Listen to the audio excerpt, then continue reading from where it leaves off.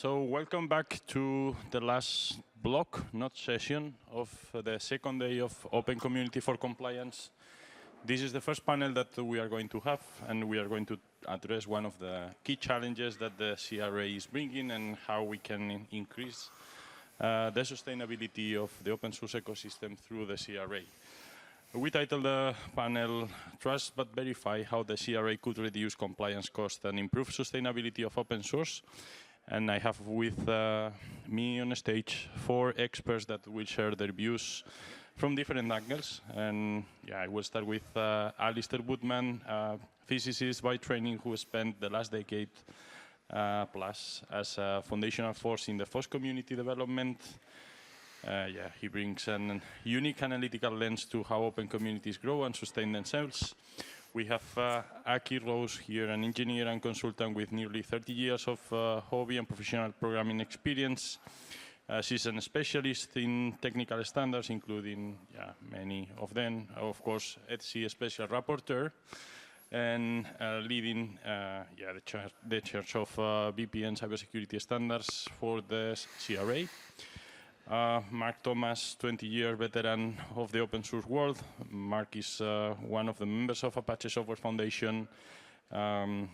He primarily works on Tomcat, if I'm not wrong. Correct. And he's also former director of the Apache Software Foundation and has served on their security team for over 15 years. And last, really close to me, Timo Perälä from Nokia, joining us from the telecom sector with over 30 years of experience. And Timo is currently head of the open source network and service automation, right? Good. And co-chair of the Open Regulatory Working Group. So yeah, we have a really close relationship within the Eclipse Foundation and bridge the gap between industry standards and open source governance. So 4 different profiles, 1 common issue, and the first thing is the trust tax. The trust tax is a concept that is widely used to represent the pressure on the open source ecosystem due to the increasing number of supply chain attacks. And I wonder if it's possible to balance the requirements of that the CRA impose on manufacturers and the role open source projects and community can play in this space. So I will start with you, Timo. The CRA brings this new set of obligations. We have seen it in multiple talks during these 2 days. And that increases the pressure on manufacturers, of course. And how this new situation impact the relationship with the open source elements you consume? Right, yes. So first maybe starting off that because the CRA impacts manufacturers big time. So we've started some time ago already an internal program where we address all different angles of the CRA requirements, be they legal, so there are contractual obligations or contractual structures that we need to bring in place going forward.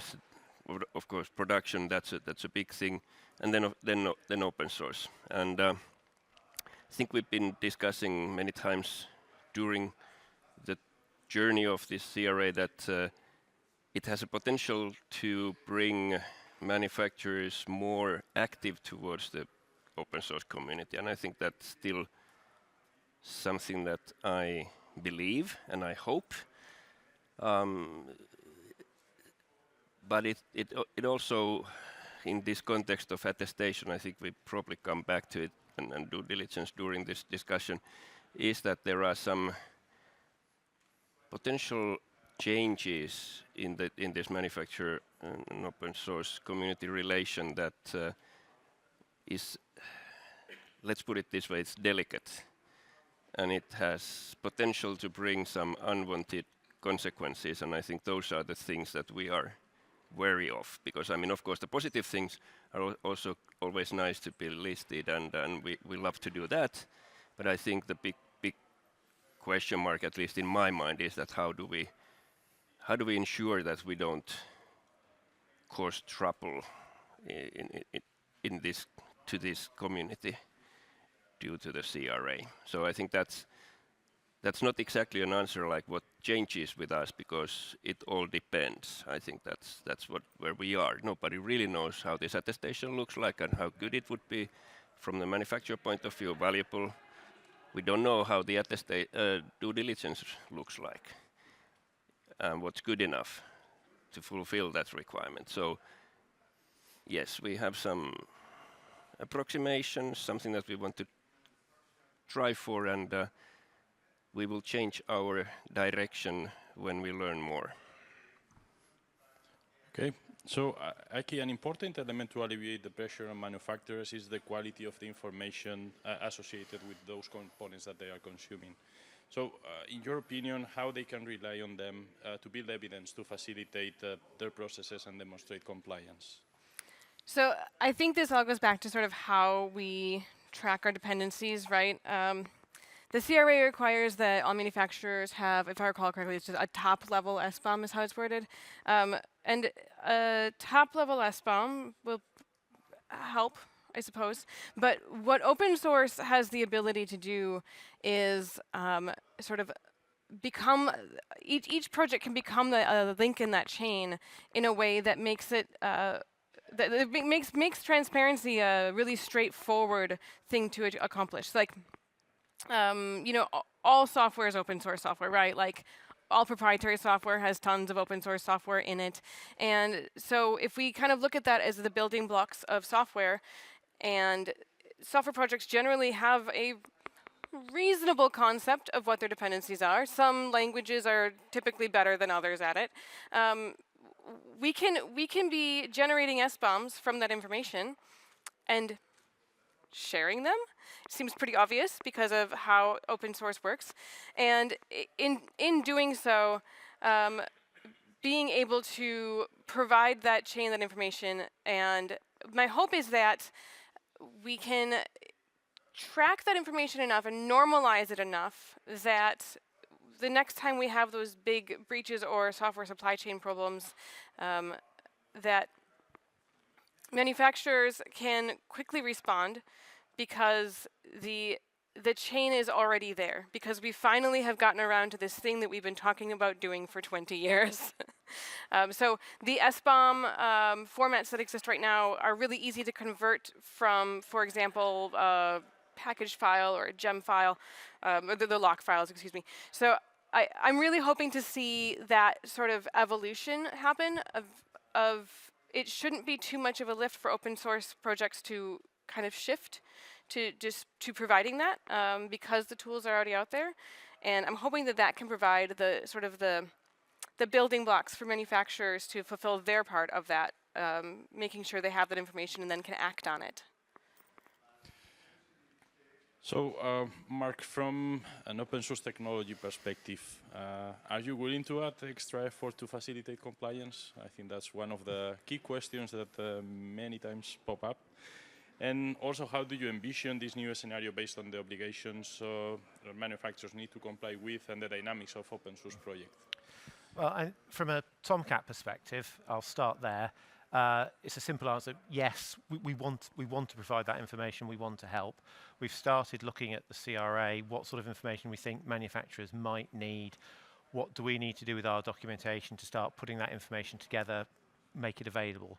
So we're starting on that line, although as Timo said, what we actually need is still undefined, still being worked on. So we're hopefully moving things in the right direction, but we don't actually know quite where we're heading yet. So there's work to do there. At a foundation level, then yes, I think the ASF, like all similar foundations, where it can do things at a foundation level to support the projects and to support the CRA, will do that. I think where it gets really interesting is for the projects that aren't in the sort of the position that Tomcat's in. We're fortunate that we've got at least for an open source project, a reasonably large, reasonably diverse range of committers from a reasonably diverse range of companies. We've got people who've got the time and who are willing to do this. Other projects aren't so fortunate. There's a couple of projects I can think of that are pretty much critical to their industrial sectors, but industry really isn't doing anything to support those projects. Now, what happens when the CRA comes along is that going to change? I really hope it does. Whether it will or not remains to be seen. There's lots of unknowns. We sort of have got this idea of how we think it's all going to play out and how we hope it's all going to play out, but there's always unintended consequences, and we can't really, we don't know what they're going to be, and we don't know what impact they're going to have. So there's quite a large unknown there. The other area is, or another category, is projects that are very mature, very stable, they've got a community behind them, but they don't really need to spend that much time on them because not much is happening. It's the odd bug, the odd vulnerability report. How are those projects going to cope when the CRA comes along? And then there's all this extra stuff that suddenly needs to be done. Again, what's the relationship going to be between that project and those downstream users? Again, I hope it's a positive one. I hope it all works out very well. I hope that this idea that we can bring more of the downstream users into the projects and to provide a little bit more support and really have open source working the way that we've always wanted it to work. I hope that happens. It remains to be seen what actually happens. Good. Alistair, from the Erlang Ecosystem Foundation, you have spoken about the role of attestations many times, but how do you plan to accommodate your activities to the new reality that the CRA establishes? So the foundation has been very engaged in this space for at least the last 3 years. I think I know a few people who were engaged in over 3 years ago with the CRA, but there aren't that many. And I think we're fortunate in the sense that we realized that we needed to do something about this and get our house in order. So we've been very actively engaged with what's going on in the European Union, not just because of the European Union, but because I think it's generally useful hygiene. So the community has been quite happy to be engaged in these things, and we got engaged in the open chain project because a lot of our code comes from Ericsson, and they were a prominent driver behind the open chain effort, but it was also just a sensible thing to be doing for the industry. So when the CRA took the present shape that it's in, it just became very obvious to me and the folks in the community that the right thing to do was to apply central resources to this and make sure that most of the projects in our area didn't actually have to do anything. So if you centralize the efforts for these types of things and just make it part of your build process and make sure that these things just occur, then it's relatively easy to get compliance from engineering teams. If you've done all the work, they're just quite happy to let some other script run and do some other type of thing. If you don't, and you actually try and get engineers to do something, that they will just dig their heels in and not want to do anything. So I think the only sensible way to get this stuff done is by some form of divide and conquer at whatever the idea of stewards were. And we haven't formally declared that we will be a steward, but I think it's entirely obvious that we will. And we're doing everything that I think a sensible steward should be doing to put the tooling in place to make it easy for anybody who's in our community to get the job done. And hopefully they won't even notice that we went through some milestone barrier because we're automatically providing them with the tooling that they need to get the job done. Good.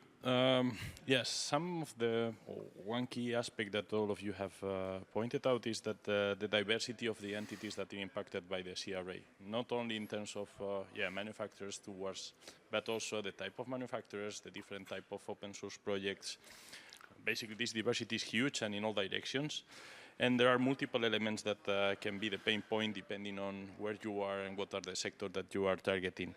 So my question to all of you, and feel free to jump here, and I want to encourage you to discuss and share your views on this, is what is the element or the asset that you think will be transformed the most, and what are the drivers for that transformation?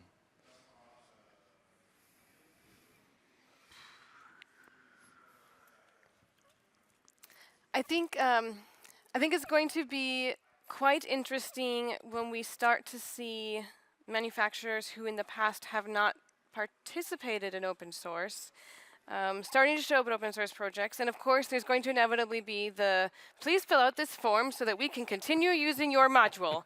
It's going to happen, and it's going to be on all of us to laugh them out of the room and then welcome them back when they send engineers with open arms. So it's going to happen. It's going to start with that trickle that's already sort of started happening as manufacturers saying, like, prove your conformance, and open source projects saying, no. I support that behavior. However, once we have manufacturers realizing that there is software that they depend on for their core business that is causing this gaping hole in their conformance, they're going to start figuring out how to do something about it. And the path of least resistance is probably going to be commit an engineer to work with the project to make sure that their security house is in order. Either actively saying, hey, would you be willing to sit down with us and we'll put in the work, but we need to know where you're at, or whether it's forking and upstreaming. There's kind of a lot of different ways that can be pulled off, but I think that it's going to be a huge transformation when for the medium-sized open source projects that won't have any sort of steward, when the manufacturers start coming around and saying, please prove that you are ready for this, they're going to be goaded into actually giving back, which I'm going to find really exciting and interesting. Yeah, I think in my mind it kind of revolves around, maybe it's because of the theme of the panel, but this kind of due diligence and attestation, because I think from the manufacturer point of view that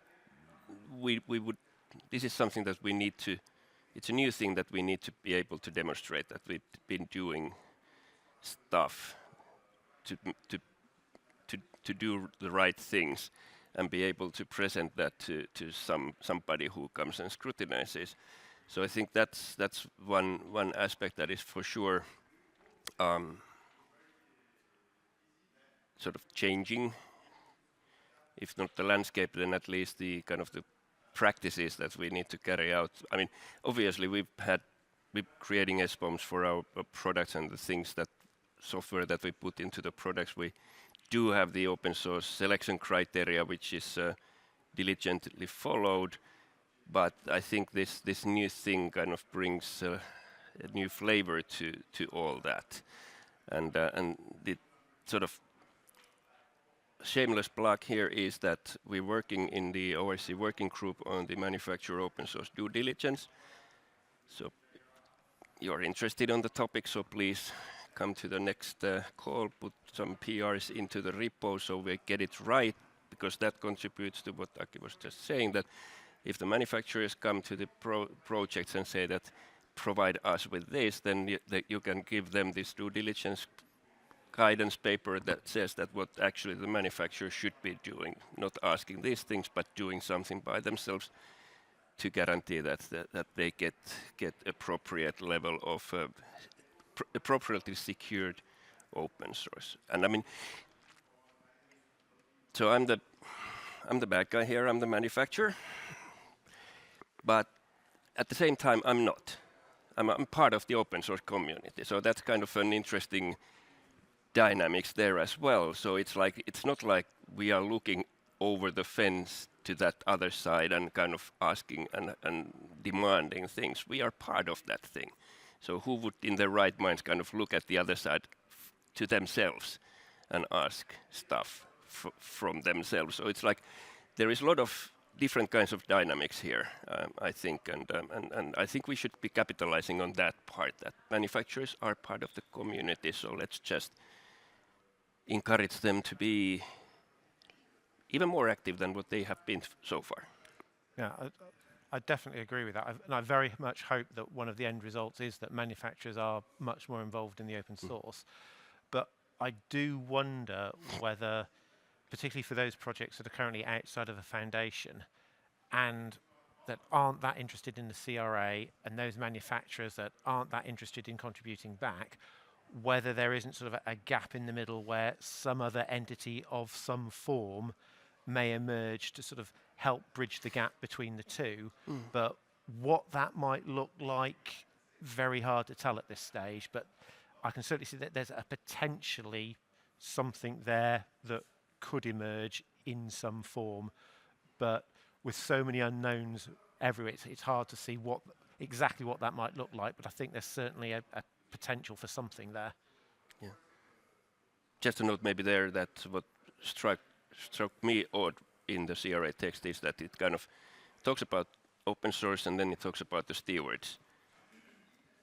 And well, somebody has said that 90% of the open source is developed by somebody who doesn't have anything like a steward in the picture at the moment. So it's like, so did you really deliberately kind of overlook like 90% of the open source when writing that text?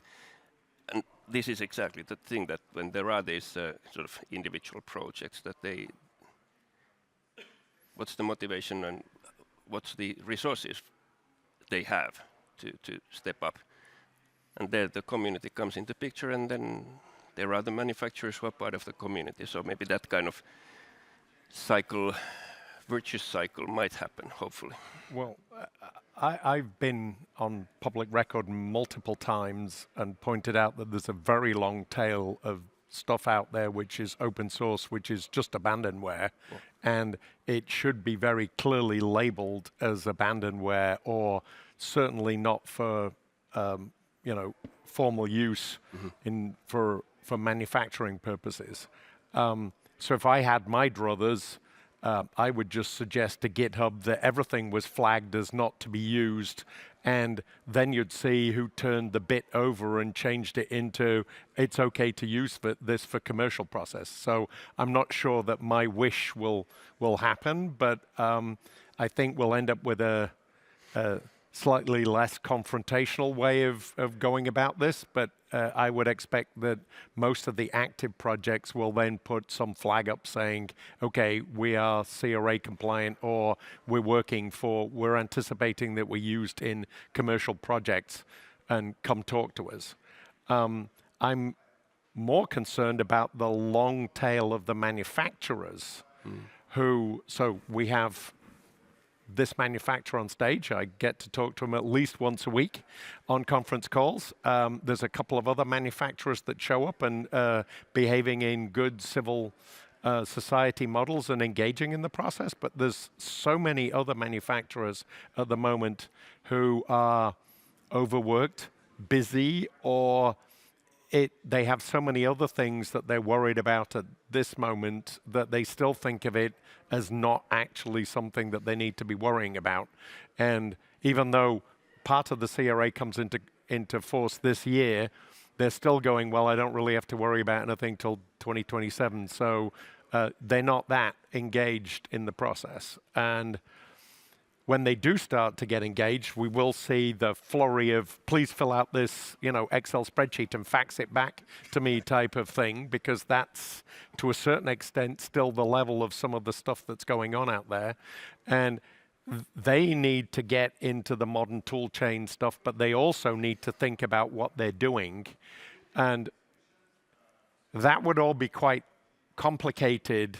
And then suddenly AI is coming out of left field and making them possibly become more of an issue that they need to be paying more of attention to this stuff anyway. So it's going to be an interesting couple of years, is my take on this. So we'll see what happens. Good. You pointed out a lot of different things. Of course, due diligence, and Timo, don't worry, you could be the bad guy in the panel, but we have a lot of manufacturers in the audience, so it's a fair battle.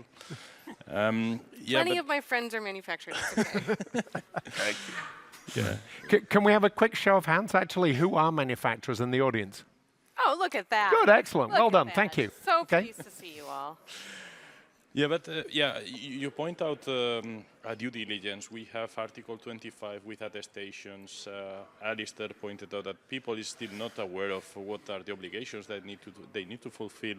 And in terms of really create an impact, what are the things that should be prioritized to basically change things and make the CRA implementation a success? What are your views on this?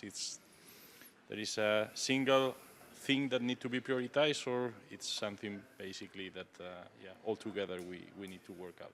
Like everything, it's logistics. It's convincing executives to invest in logistics. For example, I recently had some dinner with a handful of engineering and compliance executives, and when they found out that I worked on CRA stuff, they start peppering me with questions, and, oh, I heard absurd thing, and, oh, I heard that we're going to have to do this, and I said no, and kind of, and yeah. And having a conversation with them where I heard what their concerns were and kind of tried to the best of my ability to explain to them what the act actually meant, I could see the gears turning in their head of we're going to have to do an inventory and then figure out what we're going to do next. So it starts with logistics, right? Like convincing the manufacturers that they need to get started. I think that alone, and this might be a failure of imagination on my part or naivete, but I think that alone, if you can convince the executives that they need to start, it really seems like it's, at this point, Orc has done such great work. There's so much out there for them to read and follow that from there it's more of a step-by-step now, as opposed to a massive question mark.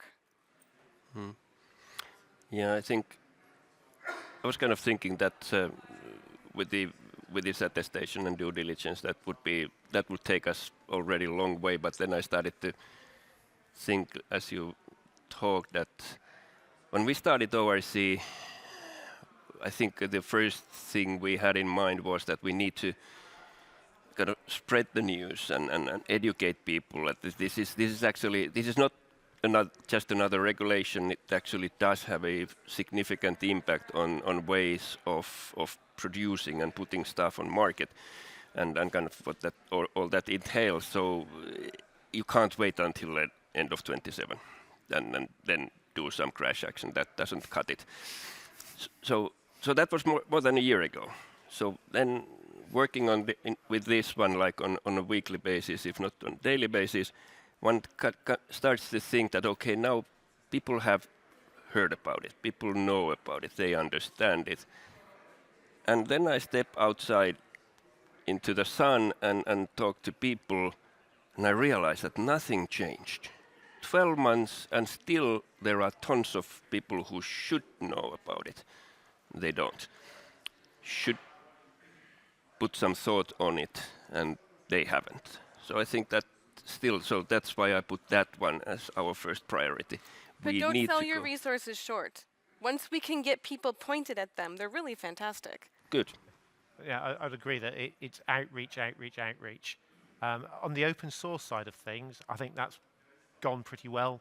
Most people in the open source community are aware of what this is, and most of the FUD has been disposed of, and open source generally is in a reasonably good position. It's the manufacturers, and particularly the long tail. The long tail, it's the long tail. It's how do we reach out to them? And yeah, there should be hundreds of people in this room. They should be streaming out of the door, listening to stuff about the CRA, trying to find out more, and they're not here. And they're not getting that information anywhere else either, as far as I can tell. And I've had the same experience as you. I talked to people, friends who work in software, and so CR what? And that's going to be painful. So it's just more and more outreach, definitely. Yeah. And it's like, I mean, like Juan told, I come from the telecom industry side, where we have been like tens of years used to following standards. There are requirements, there are mandatory requirements, and we fulfill them, and all good. Now we have these standards around CRA, which kind of have requirements or recommendations. And when you write recommendation, the engineer looks like, okay, but that's a requirement, we don't need to care about it. And all of a sudden you're in a situation, even in our company, some corners still, that people think that they can negotiate their way through this. So there's a recommendation, maybe if I do something little here, maybe it's okay. It's like, well, 500 million, one mistake, 500 million, that's kind of stakes we are talking about here. So it is an interesting situation. So yes, like you said. three biggest problems: awareness, awareness, awareness. And so, having positively mentioned my experience with the open chain folks, there are a bunch of manufacturers who turn up to those events, but they're all in regulated industries. They're the telco guys that have to deal with everything from spectrum to, all those other types of things. So they are used to turning up for those types of things. It's the automotive guys who turn up because they're in a regulated business. But there's this huge hole in the middle, which is essentially what the purpose of the CRA was anyway, which was to cover everything that wasn't there before. And because in the past they've had entire except on the CE marks were only for the product itself. So does it have lead paint on it? Is it going to electrocute somebody? They have compliance in their organization to worry about those things, but they don't have a software compliance person that needs to worry about filling the hole in the CRA yet. And so if you're a naive view of the world, you can see an executive, they say, oh, software now is covered by the CE mark on the outside of my product. But that's okay. I've got these compliance guys over here that look after the CE mark. Unfortunately, they're all just hardware people, right? So they don't bringing any of their skill sets to bear in this particular area related to software compliance. So they understand that they need to get, stainless steel screws so that the thing doesn't rust, but they don't understand how to engage with the software community. And I think that is going to be a latent problem at the moment for how that middle, call it the long tail, or it's the folks who don't worry about, compliance-centric businesses, but they're all going to have to turn up and do stuff. And at the moment, depending on their size and scale, they may be just still building stuff on somebody's old Solaris workstation in their basement, and that's it. Right? And they're going, we took something from an FTP server a while ago and everything's good, isn't it? And we're dealing with folks that may still have systems that look like that. And it's going to be an interesting time shift that they need to get with the program. So, yeah, that's a very interesting point because indeed my background, I came from a home appliance manufacturer. We have probably 100 people working on physical products, bill of materials. I checked a couple of weeks ago with them how many people is working on software bill of materials, and none of them. We have only the IT, which is in charge of setting up routers and this kind of stuff, trying to lend a hand on the topic. And in your view, any of you, of course, how we can help to bridge this gap, because it looks like this is something completely new that most of the companies that are affected by the CRA don't have resources that can support them. But this is actually the main point of the CRA. Do you have any idea or recommendation that we can help with? Start with the firmware engineers. We're going to, bridge that gap between software and hardware. We find the firmware engineers, get them on board. I don't have an answer beyond that. Maybe, oh yeah, scratch that. maybe that's a role for sort of industry bodies, the manufacturer groups, their representatives, that hopefully the manufacturers are in contact with, maybe through them is a way to reach out to them and get the message across. I'll be honest, actually, I have spoken to the industry group for VPN. So I work on the VPN vertical standard for implementing the CRA. And I have talked to the industry group, the VPN Trust Initiative, and got less engagement than I had hoped, but not none. Okay. Not none. So it was a good start. I haven't figured out what the rest of that list is yet. It's a long list. That's I think part of the problem. Yeah, I think I was kind of thinking. I mean, I know that for example, Juan and the others, and I guess all of us as well, we go to various events where we try to evangelize this happy thing and raise the awareness, but that seems to be a scaling problem there. And of course, like everything, now you putting my old standardization hat on, everything you want to get through, you need to take 3 such.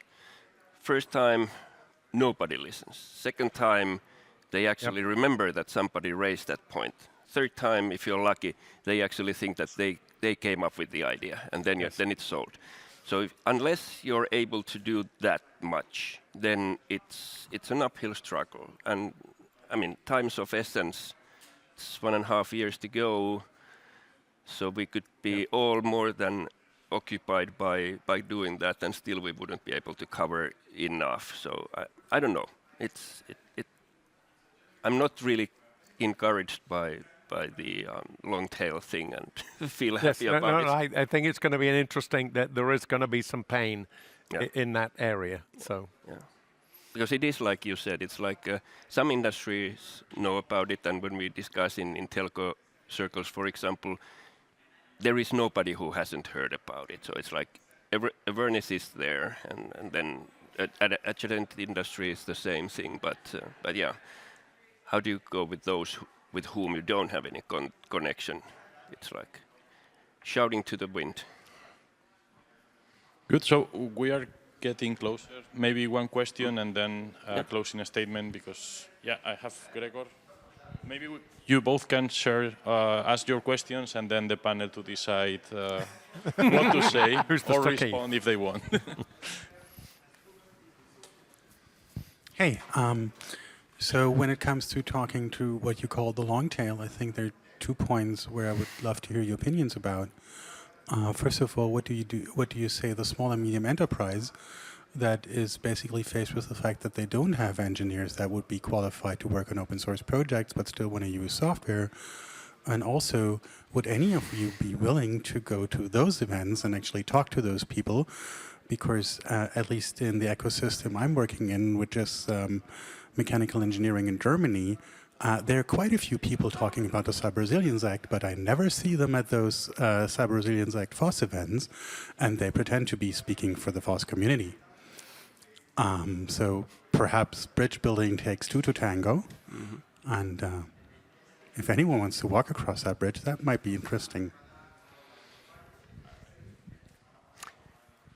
I think I would like to hear the answer first.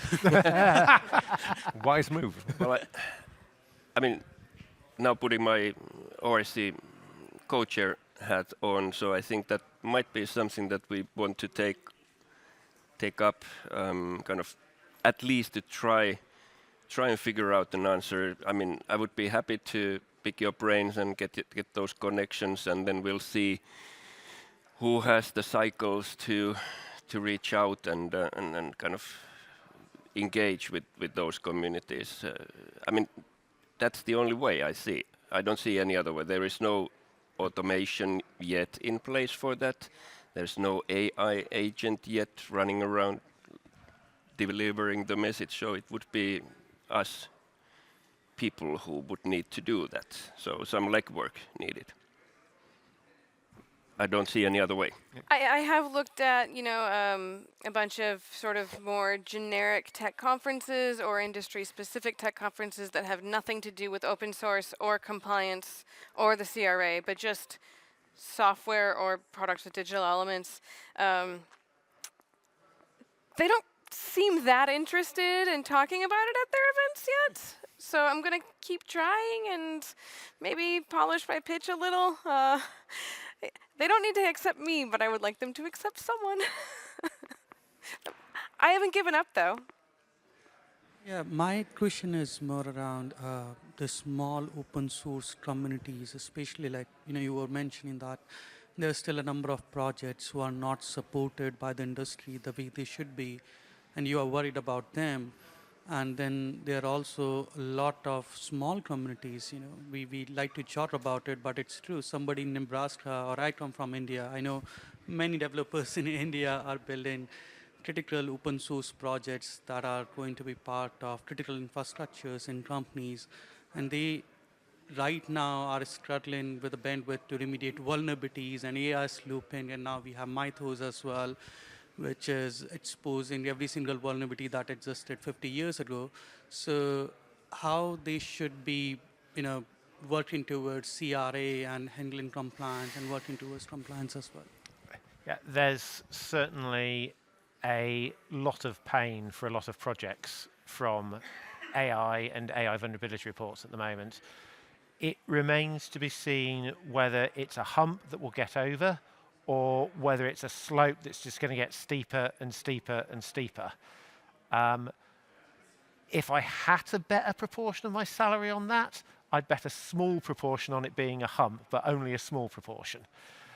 In terms of what we can do to help, or what can be done to help those projects,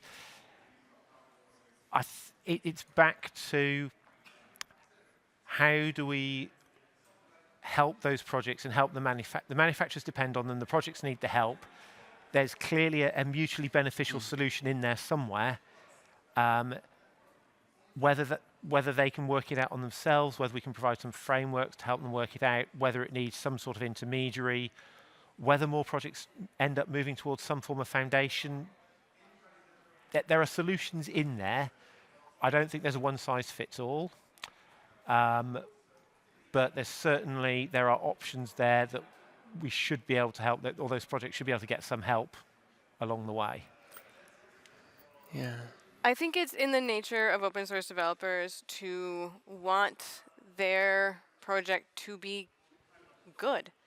And so given an infinite resources, those open source developers would absolutely be doing all of the security processes that they could possibly do, because it's in the nature of, especially a project that has a community built around it, they want it to be good. So if we can make sure that we provide the tooling to make it as easy as possible for a project to go from we've never really thought about this to we feel like we can help manufacturers integrate this project, to be able to provide tooling, instructions, and then also to provide guidance to manufacturers, figuring out how to integrate all of these different projects into their documentation, for example. I think that can make a really big difference, because kind of everybody wants the same thing. It's just that everyone maybe has different ideas of who should do it and how. Good. So, Timo, you want to say something? You Yeah, have 1 minute. It's like, I think I was thinking that I was being naive, but then I was thinking along the same lines. So it's ultimately a project is like a single project doesn't really have too many requirements on them from the CRA. So from that point of view, all good. It's all on manufacturers. If the manufacturer needs this project deliverable, it's in their best interest to become active and support that project. So to me, it sounds, so that's the naivety part. It sounds simple solution. How it happens in reality, there has to be a lot of pain points encountered first. And through that pain, the industry will learn. Maybe that was my final comment. All right. So I have no time for more questions, but I have a solution, which is we have meetings Monday, Tuesdays, and Thursdays in the ORC community. We will be discussing attestations and due diligence. And if the topic is not covered in those groups, you can always come to the SIG meetings, which is open to all the different topics. But yeah, we ran out of time. I want to thank Timo, Aki, Mark, and Alistair for their time and their contributions. And we continue with the next session in 5 minutes. Thank you very much. Thank you. Thank you.